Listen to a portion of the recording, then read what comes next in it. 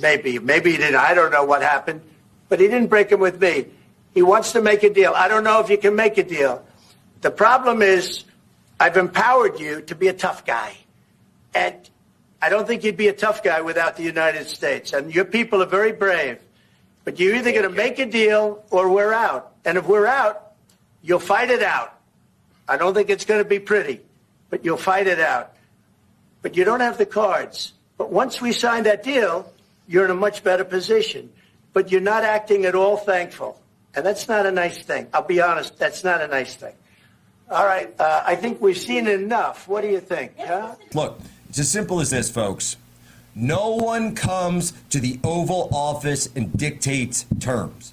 No one. That's not how it works. This is not diplomacy. This is not serious. This is not statesmanship. You're out. You are turfed out. And now, I don't really understand what President Trump's look, because the rare earths, and people are already coming up looking into this, and go listen to Bannon early on War Room, go look at Zero Hedge, the guys over there. They're already telling us these rare earths aren't worth it.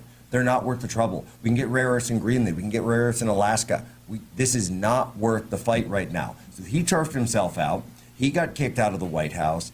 I don't see why President Trump comes back to the table, and we already know that what comes next, he's making negotiations with Russia at this point.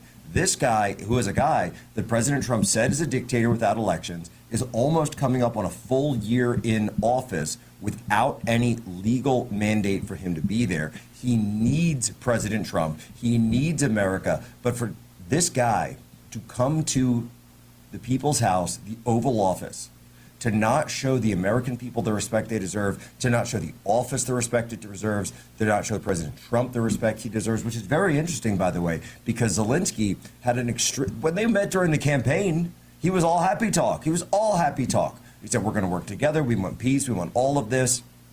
But then suddenly when I went over there with to Kiev with Besant, with the term sheet of the deal, which was going to be the same deal as today, suddenly he wasn't going to sign it. Suddenly he started hemming and hawing, and people have seen the reporting that's come out later about the anger from Zelensky's side, the way that he disrespected Besant there. But nobody thought, except perhaps one guy, myself, earlier on the War Room, said that we shouldn't trust him on this deal.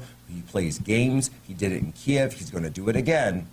Don't trust a thing until the ink is signed.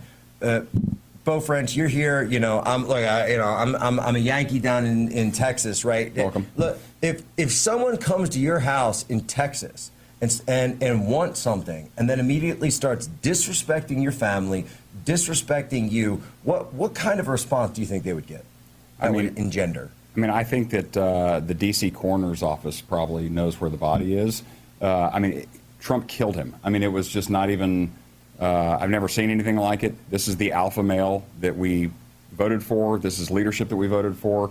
That level of disrespect, you know, maybe you can get away with that in third world countries, but you don't come to the United States of America and do that in the Oval Office, in the people's house, to the greatest president ever. Well, Bo, and you know what, though? Here's the thing is, I think what's going on here is that he has been able to get away with it up until this point, behind closed doors, behind the scenes, whatever it is. He's been able to get away with it from the Biden administration, with certainly all of Europe eating out of his hand, and so he thinks he can waltz into the Oval Office and tell them whatever he wants, and he thinks that he gets to dictate terms. Well, he was probably never negotiating with the president anyway. He was negotiating with a dude wearing a dress. I mean, this is extremely volatile situation. Look, and by the way, for Zelensky more than anything else,